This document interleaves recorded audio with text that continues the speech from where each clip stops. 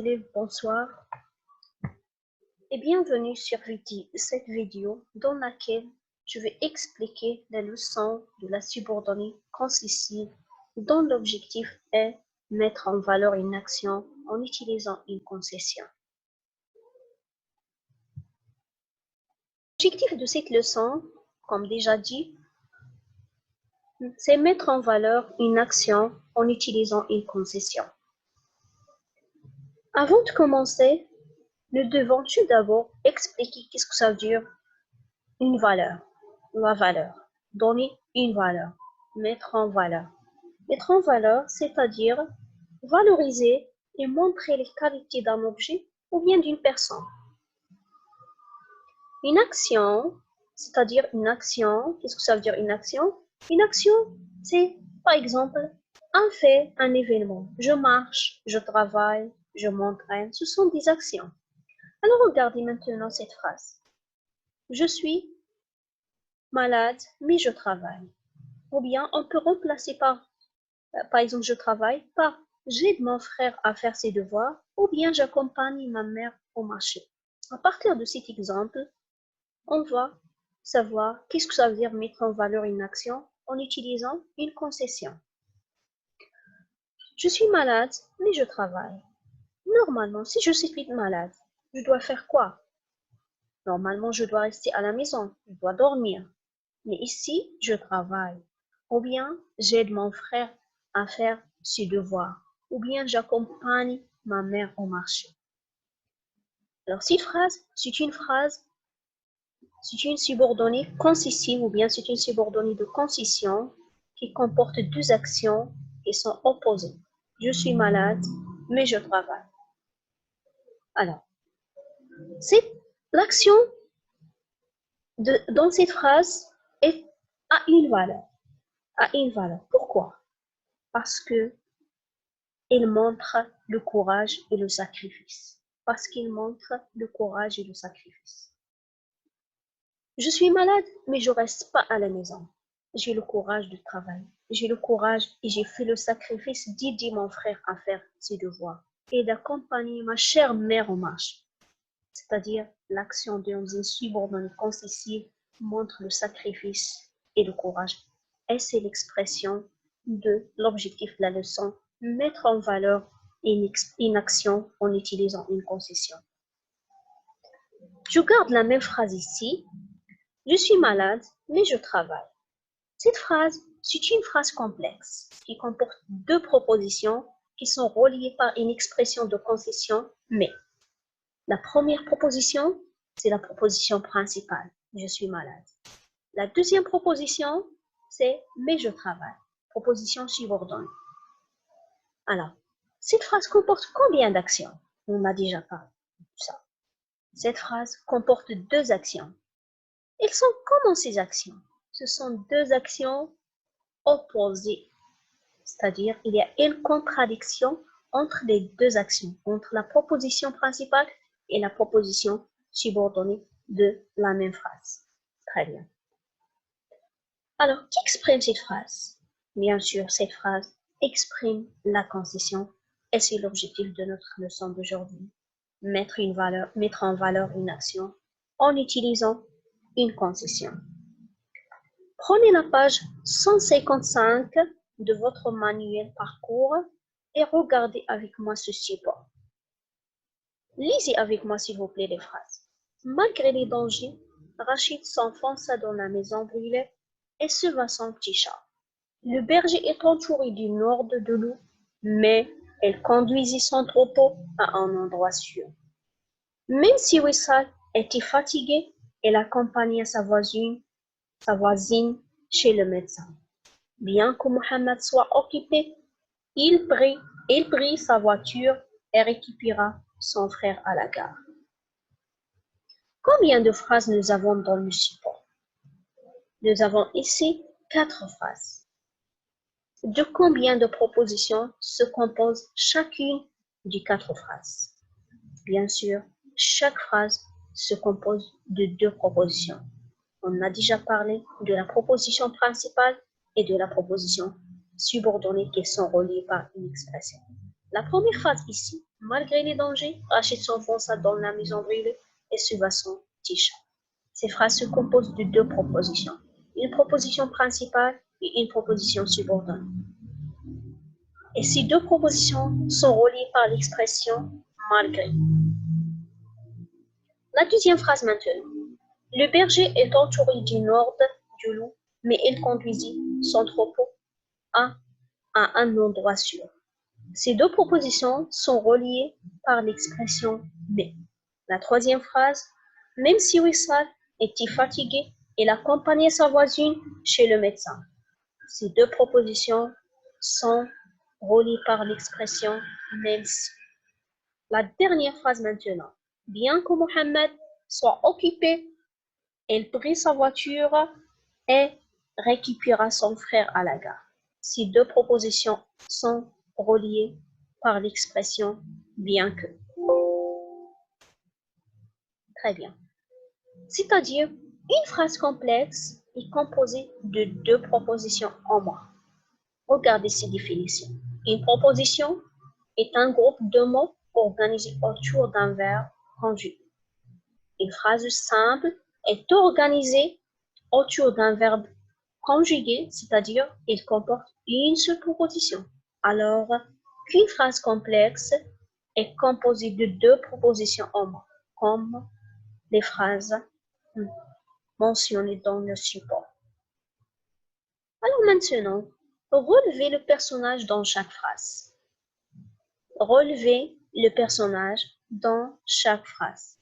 La première phrase, c'est Rachid qui a fait l'action. La deuxième phrase, c'est le berger. La troisième phrase, c'est Wissal, pendant que la dernière phrase, c'est Mohamed. Maintenant, relevez l'action dans chaque phrase. La première phrase, s'enfonça et sauver le petit chat. La deuxième phrase, conduire le troupeau à un endroit sûr.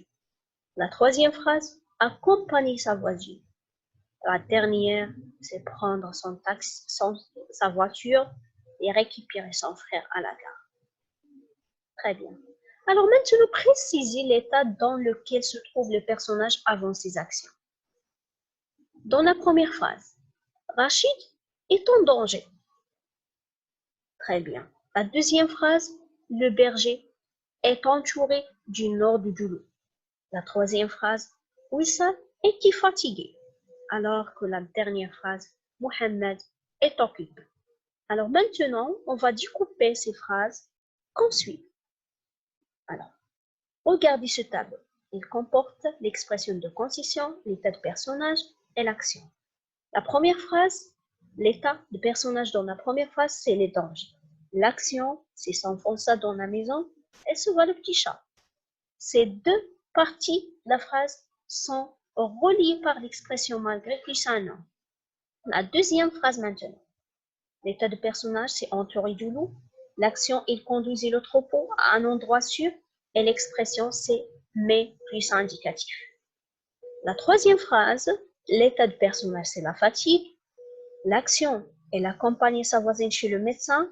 Et l'expression de concession, c'est même si plus indicatif. On passe maintenant à la dernière phrase. L'état de personnage, c'est occupé. Et l'action qu'il a fait, elle prit sa voiture et récupéra son frère à la gare. Alors, l'expression de concession, c'est bien que plus subjonctif. Très bien. Alors maintenant, on va indiquer la réaction qu'il faut normalement prendre dans les situations suivantes. Regardez la première situation. Il y a des dangers. S'il y a des dangers, on doit faire quoi? Ou bien, Rachid doit faire quoi? Peut-être elle doit s'enfuir. Mais qu'est-ce qu'il a fait, Rachid? Rachid a le courage de s'enfoncer dans une maison privée et sauver son petit chat. La deuxième situation maintenant. Le berger, entouré du loup, il doit faire quoi? Il doit laisser son troupeau et s'enfuir. Mais qu'est-ce qu'il a fait, le berger? Le berger a le courage de conduire son troupeau à un endroit sûr. Wilson est fatigué. Il doit faire quoi? Si je suis fatiguée, je dois rester à la maison. Je dois dormir. Mais Wissal a accompagné sa voisine chez le médecin. Et si Wissal a fait un grand sacrifice. Très bien. Mohamed est occupé. Alors, il doit faire quoi? Peut-être il doit proposer à son frère de prendre un taxi. Très bien. Mais Mohamed, qu'est-ce qu'il a fait? Alors, il a fait un sacrifice. Il a pris sa voiture, il a laissé son travail et récupéra son frère à la gare. Très bien. Alors, pourquoi les actions accomplies ont une valeur? Bien sûr, parce qu'ils expriment le courage, le sacrifice. Et c'est l'objectif de notre leçon d'aujourd'hui. Mettre en valeur une action en utilisant une concession. Très bien. Alors maintenant, qu'est-ce qu'une concession? Qu'est-ce que ça veut dire une concession? C'est le fait d'exprimer une contradiction ou bien une opposition entre l'action principale et l'autre action de la phrase. C'est une action qui mène à une conséquence, résultat inattendu. Très bien. Alors regardez maintenant cet homme. Regardez cette image. Cet homme a du travail. Regardez l'image. Il a un bureau, il a un ordinateur devant lui, c'est-à-dire il a un travail, il a beaucoup de travail. L'homme doit penser à quoi dans cette situation? Bien sûr, il doit penser à son travail. Est-ce que l'homme pense vraiment à son travail? Non, cet homme pense aux vacances. Donc, à partir de cet exemple, on peut construire des phrases concessives en utilisant les expressions déjà étudiées. Exemple, même si, bien que, mais et malgré. Regardez la première phrase. Même si cet homme a du travail, il pense aux vacances. On peut, par exemple, changer la place de la phrase, la proposition principale et la proposition subordonnée. Comme celle-là, il pense aux vacances, même si cet homme a du travail. La deuxième maintenant.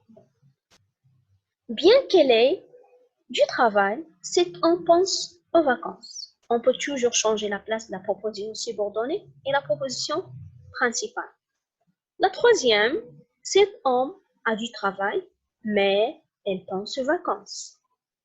La dernière, malgré le travail, cet homme pense aux vacances. On a déjà dit que malgré est toujours suivi d'un an. Très bien.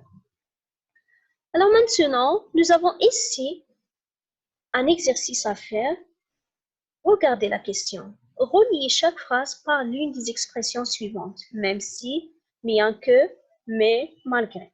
Mon ordinateur est un peu lourd, je l'aime bien. Il fait beau demain, je reste chez moi. Ce garçon est très brillant, il doit respecter les autres. Ce livre est très lent et se lit très vite. S'il vous plaît, essayez de faire cet exercice. Essayez aussi de construire des phrases concessives en employant des expressions étudiées. Merci pour votre attention. J'espère que vous avez compris la leçon. Je vous donne rendez-vous sur WhatsApp ou bien Facebook pour discuter la leçon et pour corriger les phrases et l'exercice. Au revoir et à bientôt.